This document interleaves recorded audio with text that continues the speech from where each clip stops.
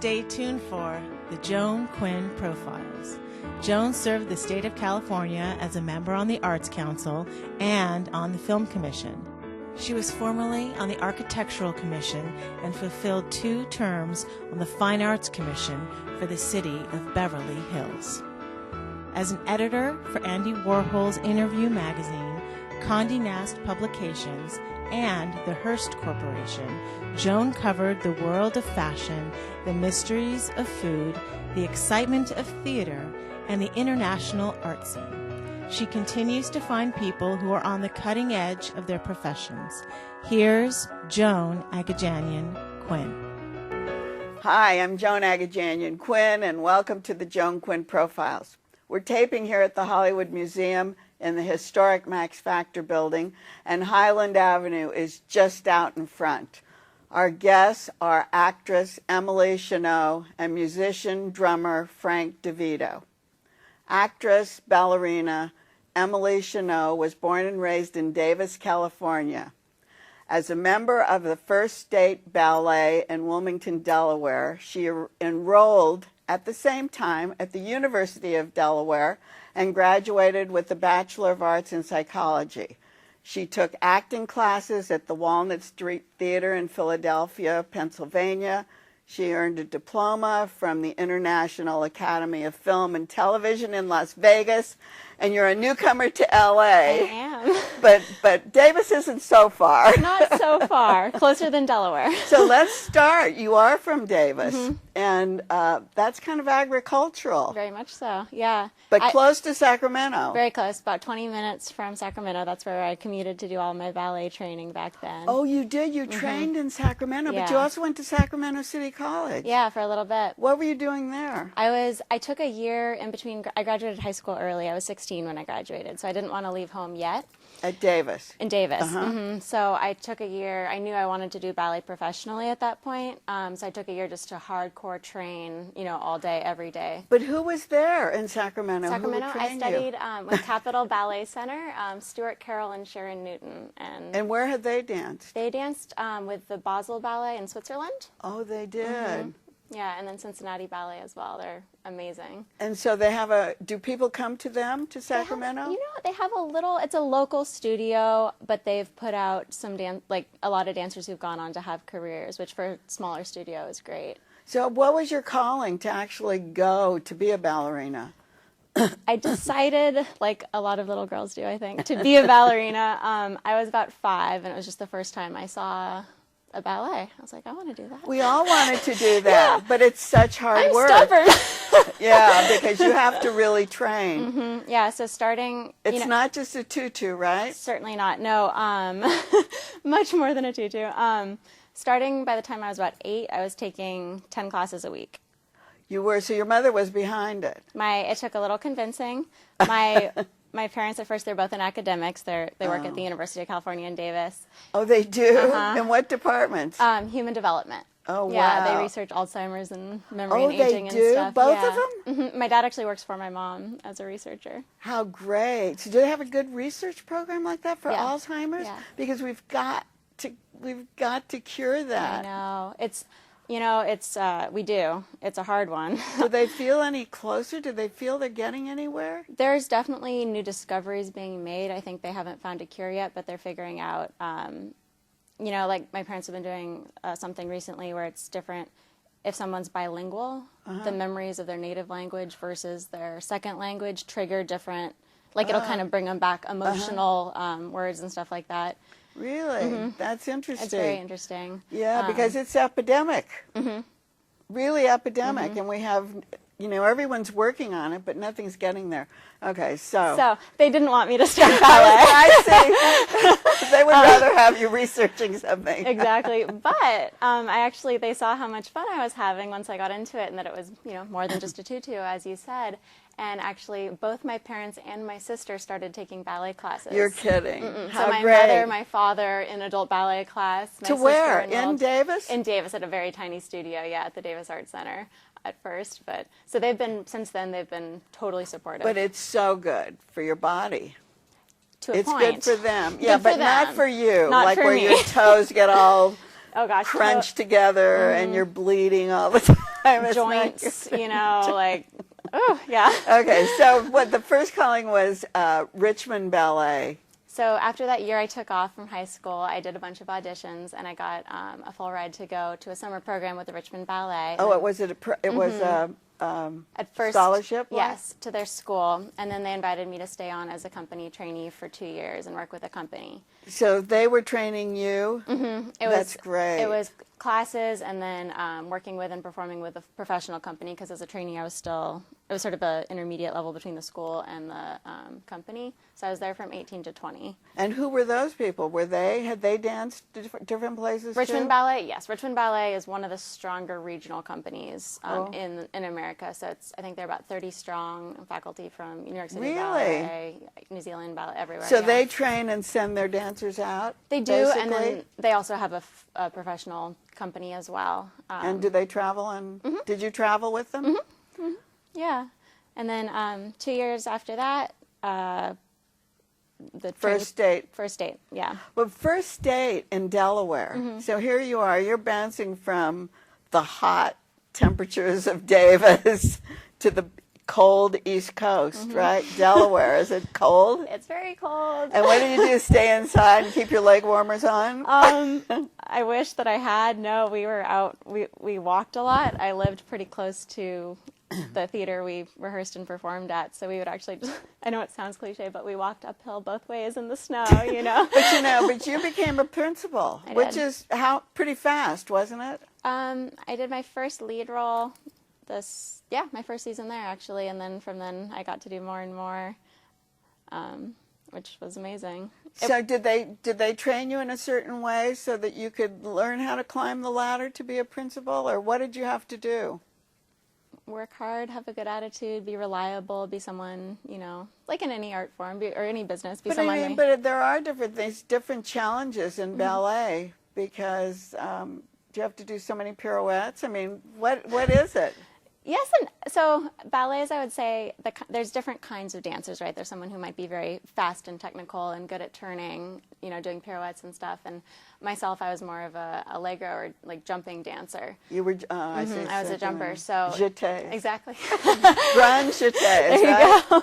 So when they would do ballets that were sort of in that vein and called for that kind of technique, then I would do that, whereas other dancers might come and do, you know, Don Quixote, where it's more about pirouettes and stuff, which was never my strong. And also very mechanical, right? Exactly. Oh, that's interesting. I didn't realize that. Yeah. So the principal dancers all have different strengths. Exactly, yeah. And my strength was always, my strength and also sort of what I enjoyed the most was storytelling. So I love, like, the, you know, Giselle, the stories with tragedy, and you get into the character and you're emotionally involved. So those are the ones I tended to get cast in. And do you train a certain way for those things?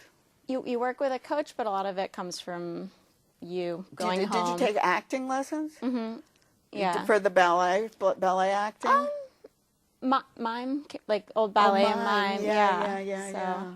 And then, so when you got your degree in psychology, then what took you to Las Vegas?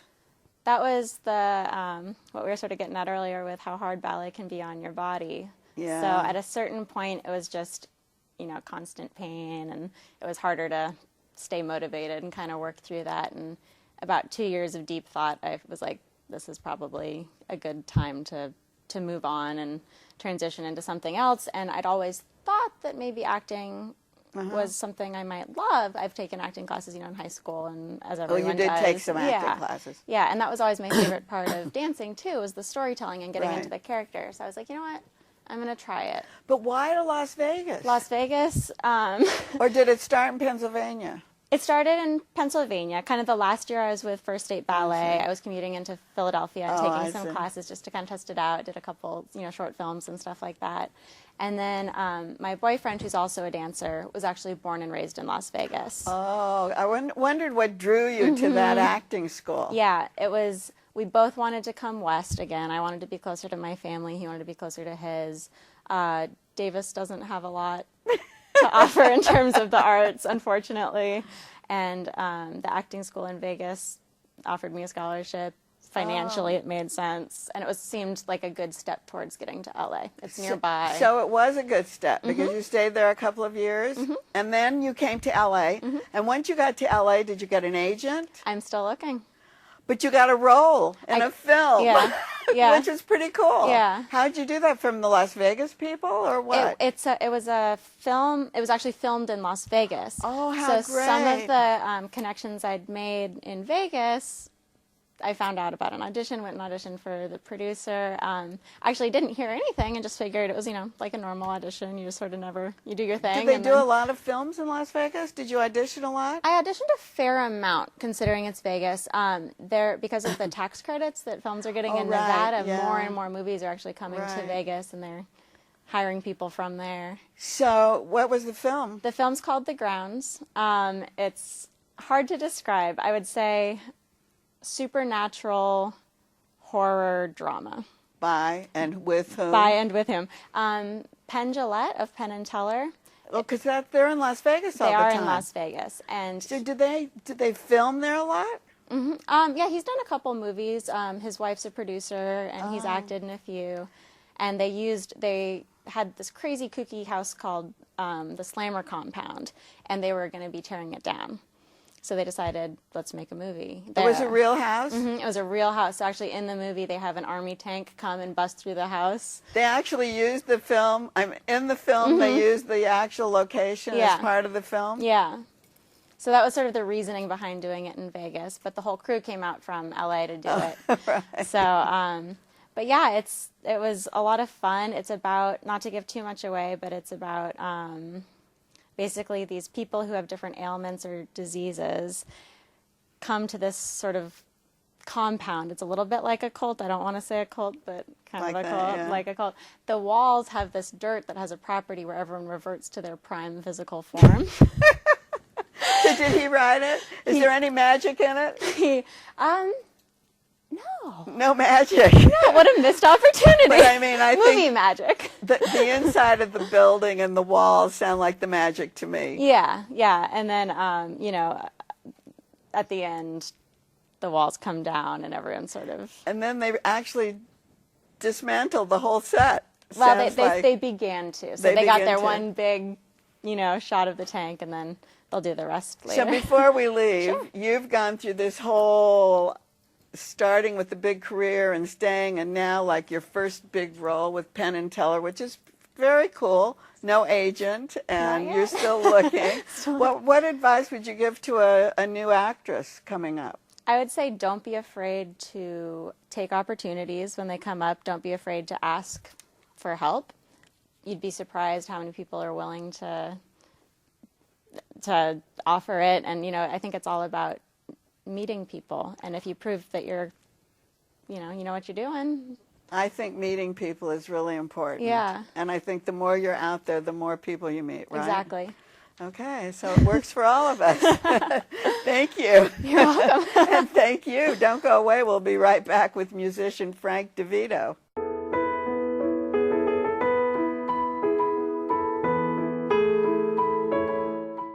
Hi, I'm Joan Quinn, and welcome back to the Joan Quinn Profiles. We're taping at the Hollywood Museum, and our guest is musician, drummer, actor Frank DeVito, who was born and raised in Utica, New York, studied at the Brooklyn School of Music, stayed at the Radio Center Hotel, which was a haunt for aspiring musicians early on.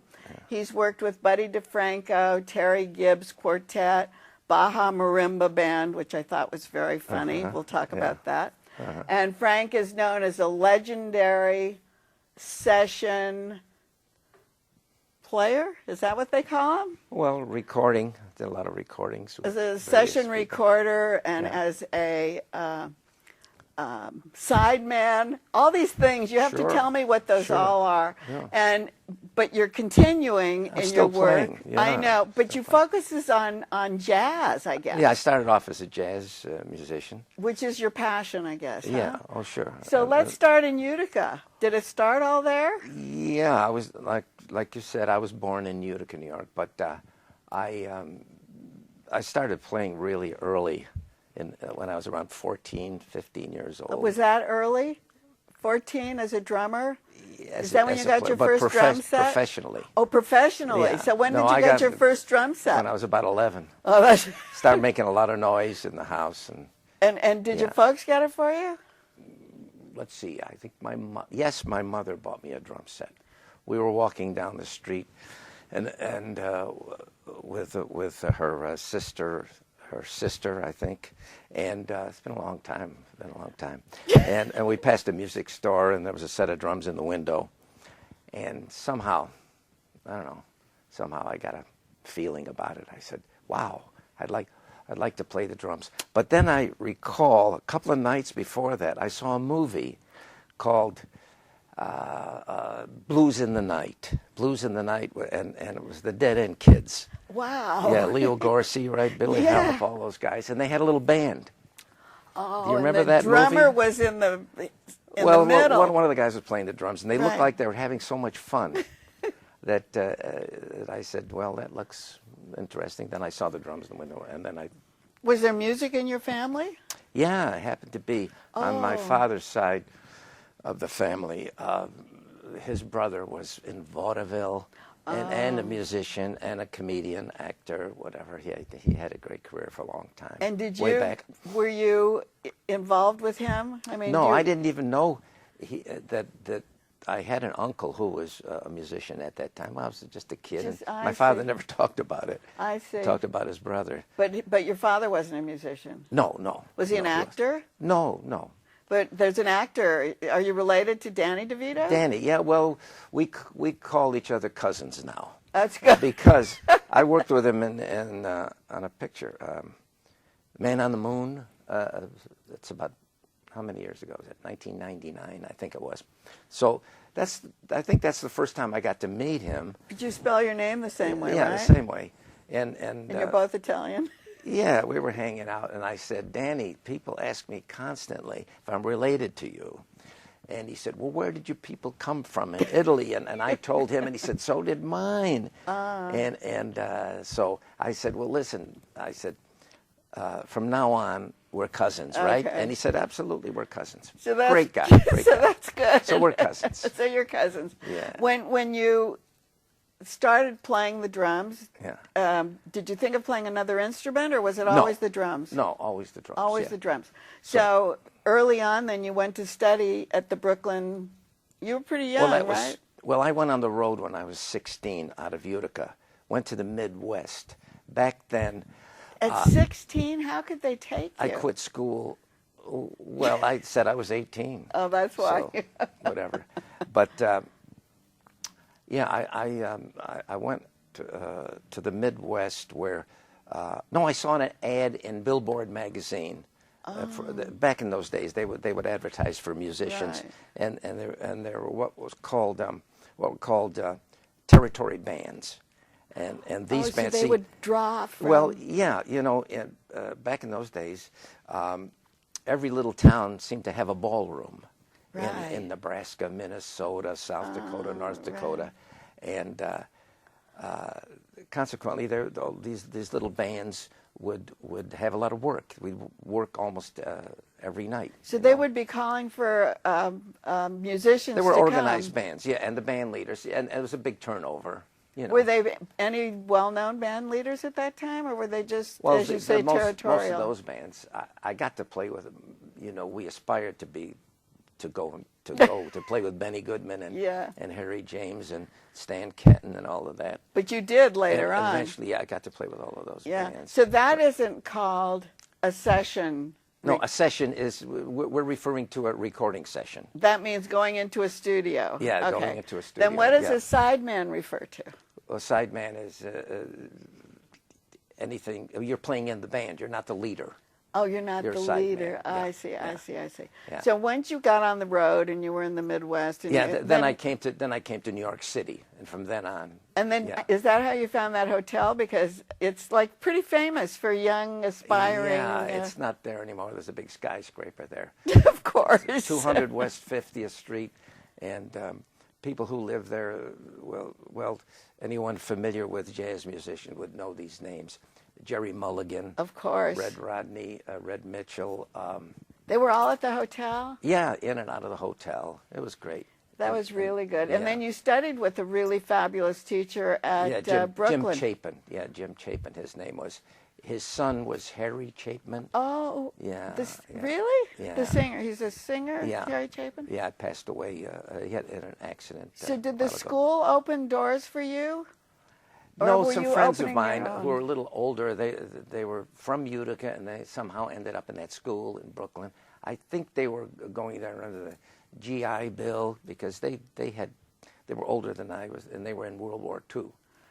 So they said, come down to the school here. You know, you'll enjoy it. And we're right next to New York City, and we get on the subway and we go into the city and go to 52nd Street and hear all the great musicians and whatever. So that was the dream. Yeah, that drew me to that school. Then the other thing, then you started to work with Buddy DeFranco. Right. Yeah. When I was 18, I got a job with him. And so you were still in school, or not even no, at school I quit yet? School. No, I never went to school. You really. quit it, really? Yeah, I never went to school. Your hotel and your teacher was like, that was it? Yeah, I was getting So what was experience. Buddy DeFranco doing? Because that's another great name that you talked about. He was fabulous. He was great. Well, he was with Tommy Dorsey's band, and he left Tommy Dorsey and was organizing his first group. I see. And that's when one of the fellows with him, famous vibraphone player, Teddy Charles. And I knew Charles, Teddy. yeah. And then we became roommates later, Teddy Charles and a couple of other guys. We all, crowded together in this hotel. And, and Buddy was organizing a group, and Teddy was with him, and they needed a drummer, so Teddy recommended me, and I auditioned. And then did you tour, or did you? Yeah, we went on a tour with a small group, and then later he formed a big band. And then another group, you toured with like the Mills Brothers and Stan Well, they didn't Getz tour. and... I did a recording with him. Oh, you were recording with them, and also with like Stan Getz. Yeah. So that's a session player, right? Right. Yeah, I didn't. Did I tour? I do any? I think I did a couple of gigs with Stan on 52nd Street. And then Terry Gibbs. I'm bringing Terry. all these names around that same in time. because in the 50s, in the early 50s, I was on the road with Terry for a couple of years, and we ended up in California, and that's how I ended up here. And what kind of group did Terry Gibbs have? Quartet, jazz, great award-winning quartet. So who was that? What did he play? Terry is a vibraphone player, worldwide known, great vibe player. So. And Frank DeVito, drummer. Yeah. And what other instrument did they have? Well, we had a girl from Detroit, Terry Pollard, her name was, and she's well known among jazz circles. What did she play? Piano. And then we had different bass players. Oh, then you'd add different bass players? Well, over a couple of years, one fellow would leave to go with a bigger name, or maybe his wife, or his wife said, "Come home, get off the road." Right. One of those things. But that was a great group, and we did some nice work. So what kind of work was that? What kind of jazz clubs. is that? There were jazz clubs back then across the country. Like the Lighthouse? Sure, Lighthouse, and which was in the beach at the beach. Right, but right across the country. We worked. That's what I mean. Were they all like that? Because I think Jerry Mulligan used to play at the Lighthouse, right? Sure, yeah, Howard Rumsey's club. Right. Did you play there? I played there a couple of times, not during that period. But a little later. A little later. So then those kind of clubs go all across the country. Yeah, they did then, not now. And what kind of jazz? What kind of... Because there's like different kinds of jazz, right? Bebop jazz, and just... How do you define it? How do you define it? I don't know. I don't know. You just do it. You're attracted to a certain type of music. Do they have to have certain instruments? Well, yeah, you need instruments. I mean, certain, specific. Oh, well, the basic instruments, drums, piano, bass, trumpet, saxophone, trombone, all of that, all of those. Oh, you need, I see. Sure. But one of the things that I thought when I called you an actor, because it reminded me of Victor Borge, the marimba when you played with the Baja Marimba Well, I played drums band. with that band, You and played with Herb drums. Alpert, I played did on some records with Herb Alpert. Tijuana Brass, do you remember that? Of course. Yeah, I played Herbert on. Alpert's been on this show. Oh yeah, So- Herbie's great. Yeah, I played on Whipped Cream, which was a big album But for the him. thing that you had this long. Frank Sinatra. Shall we talk about some of the people I played Yes, with? I like Okay. that. But the reason Elvis, Frank, Dinah Sam Shore. Cooke. Sam Cooke, right? But Dinah Shore, Andy Williams, Jack Jones, Mel Torme. I did a lot with Mel, and Nat Cole. Nat. Back then, you know, there were all the variety shows, the TV variety shows. Oh, so you were playing on TV? Were you A lot. playing then on Oh, TV? sure, Those sure. bands? Oh, Yeah, and a lot I of see. you know, theaters and Sonny and traveling. Cher I recorded a lot with Sonny and Cher. and the yeah. Beach Boys. I did one record with the Beach Boys. I never toured with them, but I as a session drummer, I played on Surfin' USA. Oh, that was a biggie, That's wasn't the only it? one. Yes, it was. a And I biggie. always say I made $95. That was the scale back then, union scale. Oh, so 95. that's what happened. So with, I imagine, yeah, by now they've probably off of that record. Probably it's probably made about 95 million, I would say. to So, your but- $95. Yeah, and I but thought you the had drums, a job. Well, I thought the drums were very important on that, and I always thought, gee, I think I was worth more than $95 on that. What about sticks? Do you use different kinds of sticks? What are to play with? They're made out of wood, you know. Tell me about Hickory. them. Because are they longer, shorter? Are there different Well, styles? They come different weights, you know, and depending on what style of music you're playing. No, I don't know about them. That's why I'm Yeah. asking. Are they long, short? They're all about, let's see, I never thought about it. Yeah, they're about 16, 18 inches long. Do you have your Different own models. kind? Does somebody make them for you? Yeah. Yes, well, tell me. Well, there's a company called Regal Tip. Yeah, and they make sticks. And But they do make a they- signature. They make a signature sticks for certain guys. So you have make a Frank the- DeVito stick? Yeah. Okay, They use the whole tell me this acting thing that you did on the Baja Marimba. Well, I did like a It comedy. was like a comedy. Yeah, tell Have you me seen about it? that. Did you look at it? I did see it. That's why I thought it Yeah, was like yeah. Victor Borga.